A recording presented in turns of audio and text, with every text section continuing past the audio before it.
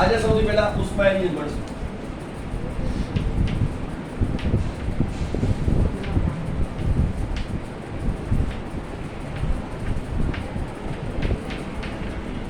કોને કહેવાય ઉષ્મા એન્જિન? તો કે ઉષ્મા ઊર્જાનું કાર્યમાં રૂપાંતર કરતી રચનાને ઉષ્મા એન્જિન કહે છે. ફરીથી કહું, શેમાંથી શેમાં?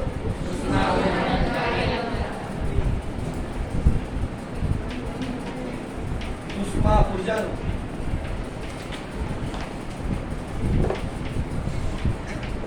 કાર્યમાં રૂપાંતર કરતી રચનાને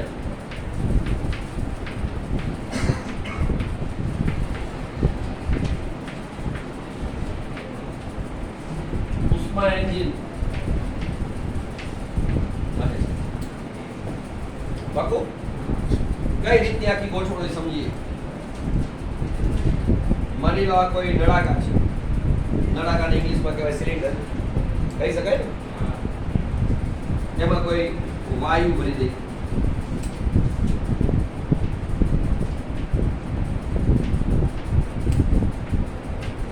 દેખાડો.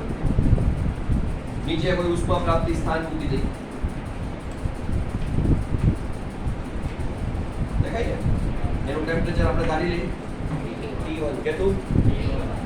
એમાંથી શું મળતું હશે? અને ઉષ્મા. માની લો Q1 ઉષ્મા મેળવી. કેટલી મેળવી? Q1 ઉષ્મા. એને કારણે લોકો ધક્કો લાગે. આખી ગોઠવણ કેવી હોય સમજજો. આ ગોઠવણની ચર્ચા પહેલા પણ આપણે કરી છે ને? એટલે આને ઉપર ધક્કો લાગે. એની યારે મિકેનિઝમ ગોઠવું. એની યારે ફરી શકે એવી રચના હોય. આપણે કે ટાયર છે એવું ચાલે. તો જવાને ઉપર ધક્કો લાગશે એટલે ઉપર ખસરાશે. ઉપર ખસરે તો ટાયર આગળ વધશે. એકચ્યુઅલમાં શું થયું કહેવાય?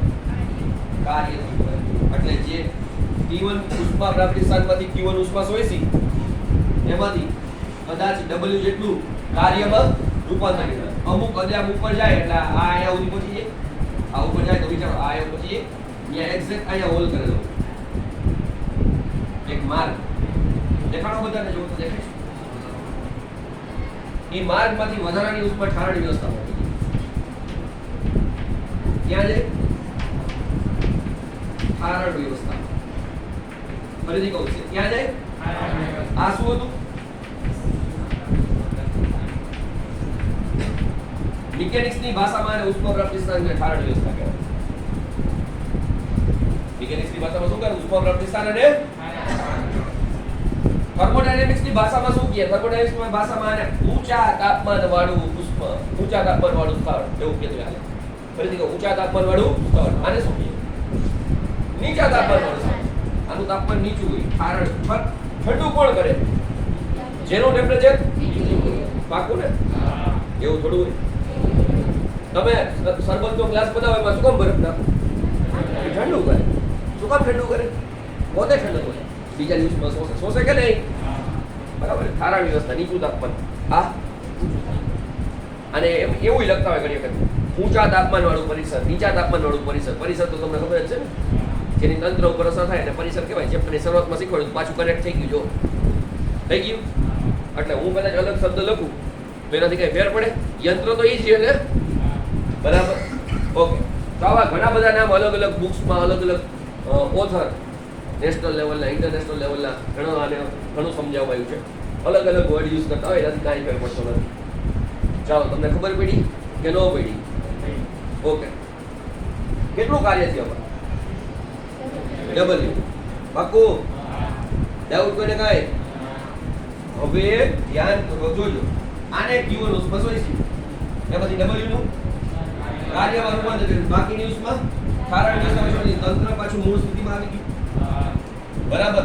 તો આ જે પદાર્થ છે જે અંદર કાર્ય કરે છે એ પદાર્થને કહેવાય કાર્યકારી પદાર્થ. કેવો? કેમ કાર્યકારી પદાર્થને કહે છે? વિચારો. એ જ કાર્ય કરે છે એટલે આપણું તંત્ર. ખબર પડી ને? આટલા પાર્ટમાં કામ કોણ કરે? આજ કરે ને? ઈ વાયુ ધક્કો મારે. વિચારો, પેટ્રોલ એન્જિન હશે તો આ કોણ હશે? આ ડીઝલ એન્જિનમાં, સીએનજીમાં, સીએનજી હળગતું હશે. ત્યાં ઉષ્મા આપવાની બદલે સ્પાર્ક આપે. શું આપે? સ્પાર્ક આપે એટલે શું થાય? સળગે, ભડકો થાય, વાયુમાં રૂપાંતર થાય. વાયુ રૂપાંતર થાય એટલે આને ધક્કો લાગે એટલે આ વધારાની ઉષ્મા સાયલેન્સરમાંથી વચ્ચે ઘણું બધું મિકેનિઝમ હોય. આ તો સિમ્પલ સમજાયું તમને, સિદ્ધાંત સમજાવ્યો. ખબર પડી કે ન પડી? બરાબર. આપણા વાહનની અંદર આપણે ઓલી બેટરીની સ્વિચ દબી, ખબર સેલ્ફ સ્ટાર્ટ શું કરતા શું? સેલ્ફ સ્ટાર્ટમાં બટન સ્વિચ દબી શું થતું હશે વિચારો?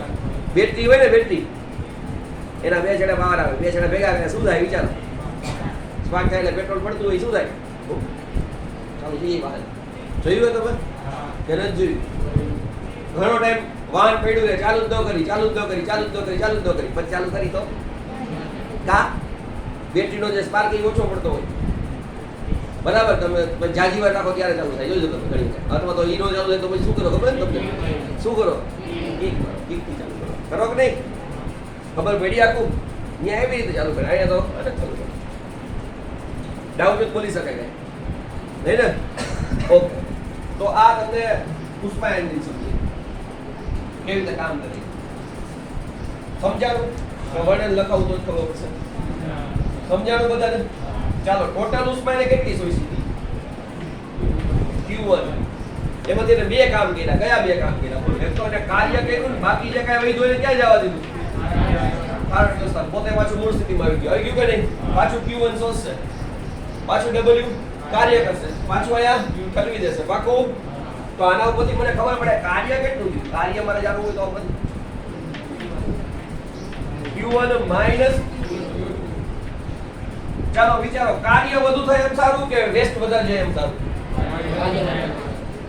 બરાબર ને કે ખોટી વાત છે? તો દરેક એન્જિનની કાંઈક કાર્યક્ષમતા હોય. શું હોય? કાર્યક્ષમતાનો સાદો અર્થ શું કાઢો તમે? વ્યાખ્યા નથી જાણવી. કાર્યક્ષમતાનો સાદો અર્થ કાર્ય કરવાની ક્ષમતા. ક્ષમતા ઇન ધ સેન્સ કેટલું તમે આપો છો ને એમાંથી કેટલું ખરીદ દે છે. સમજાણી વાત? આપણે કેટલી ઉષ્મા આપી છે? Q1. એમાંથી એને કેટલું દીધું? તો W ના છેદમાં Q1 એ તમારી કાર્યક્ષમતા. ને કે બીજું કઈ થયું? ઓકે. જુઓ, ફિઝિક્સની ભાષામાં કાર્યક્ષમતાનું સૂત્ર લખવું હોય તો કાર્યક્ષમતા બરાબર કાર્યક્ષમતા આપણે કહેશું ઈટા. ખબર ને? n નો વચ્ચે શું વચ્ચે? ઈટા બરાબર એક ચક્ર દરમિયાન થતું કાર્ય. એક ચક્ર દરમિયાન થતું કાર્ય છેદમાં એક ચક્ર દરમિયાન અપાતી ઉષ્મા. તો એકચ્યુઅલમાં એનું સૂત્ર શું થાય? W ના છેદમાં પાકું? જો W અને Q1 જાણતા હોય તો આ સૂત્ર રાઈટ આઉટ કરો. ઘણી વખત આ સૂત્ર વાપરે. આ કેટલી ખબર પડી? ઘણી વખત Q1 ના છેદમાં Q1 1 માઈનસ Q2 ના છેદમાં કહી શકાય. આ બધા કાર્યક્ષમતાના સૂત્ર થયા કે ન થયા? આ બધા યાદ રાખવાના. આના ઉપરના MCQ, આના ઉપરના દાખલા તમને નીટ જે બધી લેવલની અંદર પૂછતા હોય છે. અઘરું છે કઈ? ધ્યાન રાખવું. સિમ્પલ છે, ઇઝીલી. આ કોઈ પણ ના દાખલા આવડી જતા હોય, કોઈ અઘરી વસ્તુ નથી હોતી. પુષ્પા એન્જિનના પ્રકાર જોડી કેટલા પ્રકાર પડે? બે પ્રકાર પડે. કેટલા? બે. એક પહેલો ને એક બીજો. બે હોય તો ત્રણ હોત તો શું હોત? પણ એ બે જ છે. એમાં પહેલો આંતર દહન એન્જિન. કેવું? બીજો આવડો મિનિટ જો બાહ્ય દહન એન્જિન. તમે કયું વાહન લઈને આવો છો? આંતર દહન engine. Petrol engine, diesel engine, gas engine. ખબર તમને? પેટ્રોલ એન્જિન પછી ડીઝલ ની બધે નથી લખતું. લખું બાહ્ય દહનમાં શું આવશે બોલો? ઓલી સોલેની ટ્રેન, એમાં ઓલા ભઠ્ઠામાં નાખ્યા કોલસા યાદ છે? કોલસા બહાર સળગે પછી અંદર બધી બાકીની પ્રોસેસ ન થાય. આ કયું હોય છે? બાહ્ય દહન. ખબર પડી? અને આપણે લખવું હોય તો સ્ટીમ એન્જિન. એ સ્ટીમ ઉપર કામ કરે એટલે સ્ટીમ એન્જિન. પાણીની વરાળને કારણે કામ કરે. અને સ્ટીમ એન્જિન બાહ્ય દહન એન્જિન છે. બોલો ડાઉટ આમાં કઈ? લખી નાખો ચાલો.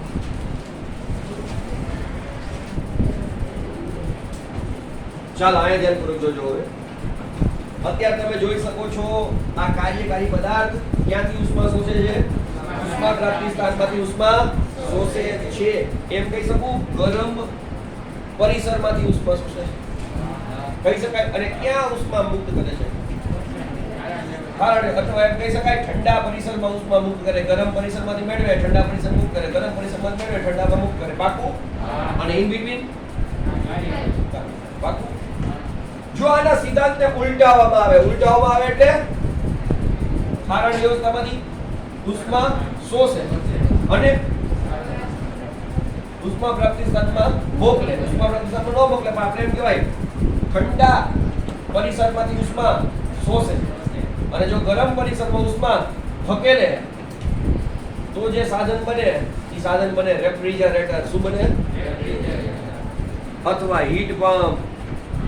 રેફ્રિજરેટર અથવા હીટ પંપ.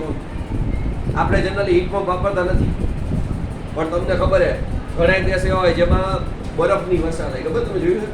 કેનેડા અને ઘણા પોલેન્ડ ને એવા કેટલાય દેશ છે બરફના થર જામી ગયા હોય. ખબર તમને? હા, ફિનલેન્ડ કેટલાય છે બરાબર. સ્વિટ્ઝરલેન્ડ, ફિનલેન્ડ આ બધા બરફના થર જામી જાય. હવે ત્યાં જીવવું હોય તો કંઈક તો કરવું પડે. આપણે 5-7 ડિગ્રી ટેમ્પરેચર થાય માઇનસમાં જાતું નથી તો આપણે ખબર ને. હવે વિચારો -40 ડિગ્રી સુધી થયેલા. કેટલા? -40 -40. હવે એને જીવવું હોય તો આપણે જેમ ઉનાળામાં એસી ચાલુ રાખીએ એ લોકો શું ચાલુ રાખે? એટલે અંદર ગરમ હવા ફેંકે, બહાર આપણે એસી શું કરે? અંદર ઠંડી હવા ફેંકે. સમજાયું? એનાથી ઉલટું કામ. એટલે એનું જે આઉટપુટ છે એ આપણે ઇનપુટ છે. આપણું જે આઉટપુટ છે એ એક થયું ને કે બીજું કાંઈ થયું? ઓકે. તો આનું એકદમ વિપરીત જો કામ કરે તો એને તમે રેફ્રિજરેટર કહી શકો. રેફ્રિજરેટરની આકૃતિ તો કાંઈ દોરવાની જરૂર હોય નહીં. રેફ્રિજરેટર બધા જોયું હોય ને? ઓકે. ચાલો રેફ્રિજરેટર આપણે ફિઝિક્સની દ્રષ્ટિએ રેફ્રિજરેટર ભણવાનો પ્રયત્ન કરીએ.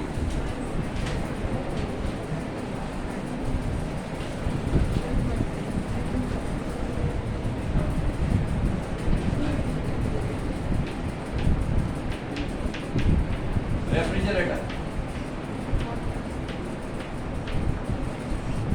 કોને કહેવાય? રેફ્રિજરેટર ઉષ્મા એન્જિનની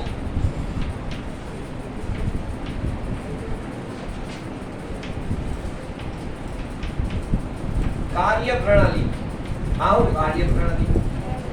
કાર્ય કરવાની મેથડ ને ઉલટાવતા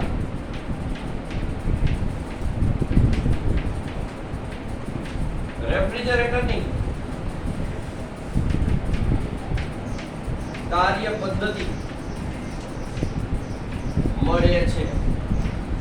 એટલે ઉષ્મા એન્જિનથી જે ઉલટું કાર્ય કરે એ રેફ્રિજરેટર તરીકે કામ કરે. અથવા રેફ્રિજરેટરની બદલે હજી એક નામ તમારે લખવું હોય તો લખી શકાય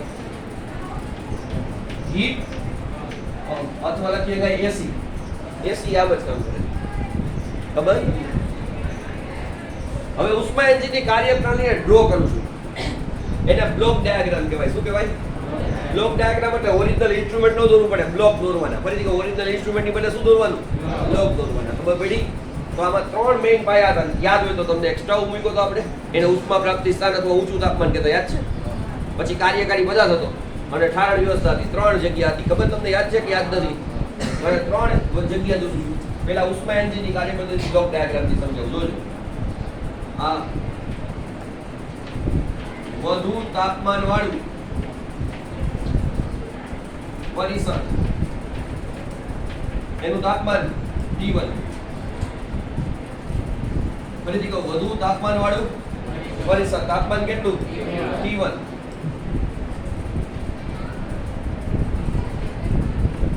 એમાંથી ઉષ્મા શોષાય. કેટલી ઉષ્મા શોષવું પણ યાદ છે? Q1. કોની પાસે જતી હતી યાદ છે? કાર્યકારી પદાર્થ પાસે.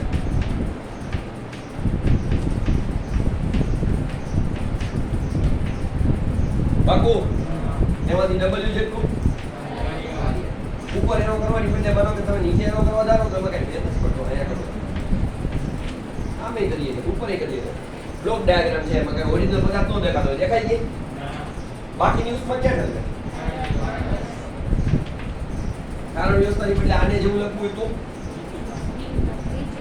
તો નીચું અથવા તો ઓછા તાપમાન વાળું પરિસર કહેવાય. એનું તાપમાન લખીએ કે કેટલું બોલો વાંધો નથી. થઈ ગયું બ્લોક ડાયાગ્રામ. હવે આના ઉપરથી રેફ્રિજરેટર માટે લખવું લખી શકાય ને? ચાલો બધાના પહેલા લખી નાખો પછી એરા પછી કરશો. જોજો વધુ તાપમાન વાળું પરિસરનું તાપમાન T1 પાકો આયા આવડો હોય કાર્યકારી પદાર્થ પછી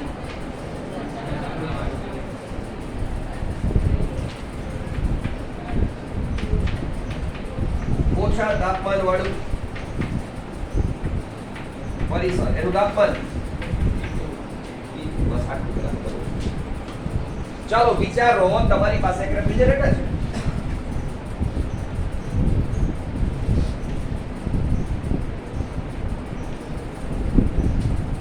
વિચાર્યું બરાબર? દરવાજો ખોલી નાખ્યા. દરવાજા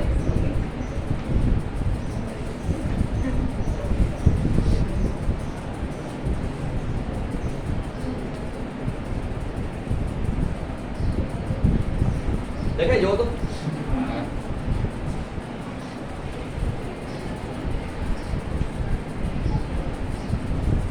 ખબર નથી બધું સાહેબ બરાબર ખબર.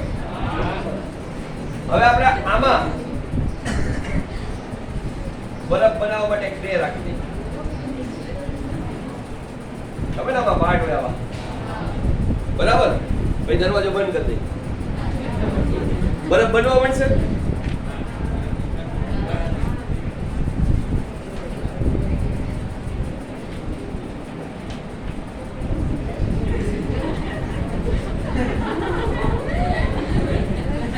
પ્લગ ઇન કરીને સ્વિચ ચાલુ કરશું પછી બનશે કે નહીં બને?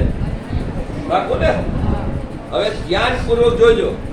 ચાલો એક સિમ્પલ લોજિક છે. સિમ્પલી વિચારો ઓરડો છે ઓરડો. ઈ ઓરડો વધારે ગરમ હોય કે આમાં જે પાણી મૂકી વધારે ગરમ હોય? ઉકળતું પાણી મૂકો કે ઠંડુ પાણી મૂકો વિચારો તમે. તો તમે કોઈ પણ પાત્રમાંથી ભરેલું હશે એ પાત્ર ડાકે ગોળ હોય આપણા ઘરમાં તો એ પાણી મૂકતા હશો ને. એમાંથી પાણી આમાં ભર્યું અને મૂકતા હશો તો પાણીનું ટેમ્પરેચર ઓરડાના ટેમ્પરેચર કરતાં કેવું હોય છે? ઓછું હોય છે. ઓછા ટેમ્પરેચર વાળું પાણી ભર્યું. રેફ્રિજરેટર શું કરે? એમાંથી ઉષ્મા શોષે. સાચી વાત છે. એને બરફ બનાવે તો એમાંથી ઉષ્મા શોષવી પડે. એટલે એમાંથી ઉષ્મા શોષે એટલે ઓછા તાપમાન વાળા પરિસરમાંથી ઉષ્મા શોષે. કેટલી? કદાચ Q1 ના બાબત કઈ ફેર નથી પડતો. હું કીધું આપું વાંધો કોઈ નહીં. ઈ ક્યારે ઉષ્મા શોષે છે? એને બહારથી પાવર આપો તો કેમ ન? બહારથી પાવર આપો તો. બાકોને પાવર આપો એટલે એક પ્રકારનું કાર્ય કરો તમે એના પર. પાવર બરાબર તમને ખબર હે કાર્યના છેદમાં સમય. બાકો ને એટલે એના પર કાર્ય કરો છો. કદાચ એનો આમથી ન કરતો ઉપરથી બતાવી દે આપણે બતાવી દે એનાથી ફેર પડતો બાકો. હવે એના અહીંથી ઉષ્મા શોષી આ પાવર જે કાંઈ હોય વિદ્યુત ઉર્જા એનો ઉષ્મા ઉર્જામાં રૂપાંતર થયું હોય કે ન થયું હોય? આ શોષેલી ઉષ્મા પ્લસ આઈવી ઉષ્મા બે વાતાવરણમાં ઠલવશે બહાર. તમને ખબર હોય તો તમને કહેવામાં આવે રેફ્રિજરેટરની પાસે થોડી જગ્યા રાખવાની ખબર 1 ફૂટ જેટલી. શું કામ કે ત્યાં ઉષ્મા મુક્ત કરે ખબર તમને?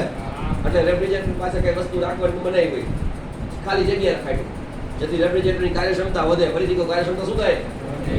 જેથી ઉષ્મા મુક્ત કરી શકે. તો આ જે Q2 છે અને આ W છે ભેગા થઈ ક્યાં ઠલવે? વધુ તાપમાન વાળા પરિસર.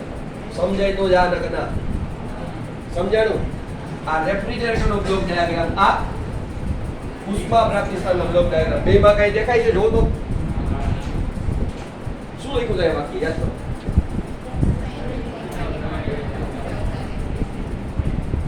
મળી? મળી? ઓકે. આ જાઓ તો ફ્રીજ હવે વેચી નાખજો. ઓકે ચાલો, દરેકને ખબર પડે એવું બનાવવું. જો આ ઇઝીલી પ્રેક્ટિકલી ખબર પડી જાય કે આમ જ ગ્રાફ આવે. આવે કે ન આવે? આમાં કાંઈ અઘરું હોય નો સમજાય એવું છે કાંઈ? પ્રેક્ટિકલી બધું જોયેલું જ છે ને.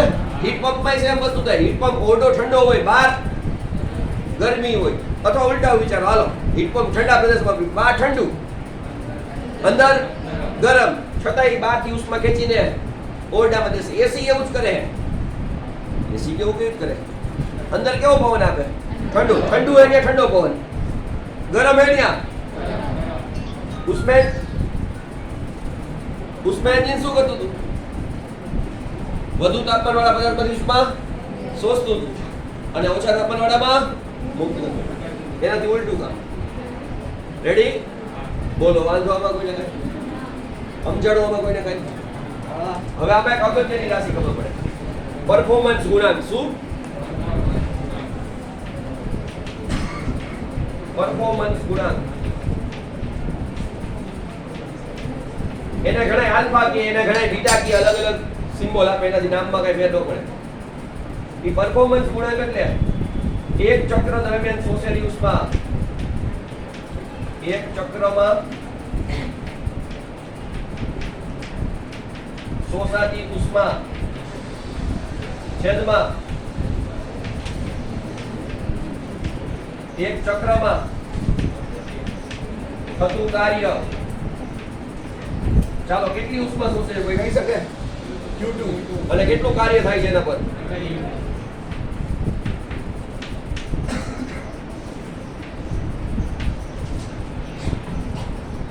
આમાં તમે Q1 બરાબર શું કહી શકો? આમાં Q1 બરાબર Q2 વત્તા W. તો W બરાબર મૂકી દો. આ કોઈ પણ સૂત્રથી આલ્ફા મેળવી શકે. આલ્ફા એટલે શું? પરફોર્મન્સ ગુણાંક. પરફોર્મન્સ કેવું છે? આલ્ફા જેમ મોટો એમ સારું, પરફોર્મન્સ સારું. આલ્ફા જેમ છોટો એમ પરફોર્મન્સ નબળું. ખબર પડી? આલ્ફા એક કરતાંય મોટો હોઈ શકે પણ કોઈ અનંત ન હોય. અનંત કેમ ન હોય? પ્લગ ઇન ન કરો અને કાર્ય કરે W0 કરો તો પ્લગ ઇન કરો તો એમને બરાબર બને તો કામ થઈ જાય ને યાર. પણ એવું પ્રેક્ટિકલી થાય અને ઇન્ફિનિટિવ ક્યારે નહીં થાય. ક્લિયર? લખી દો ચાલો.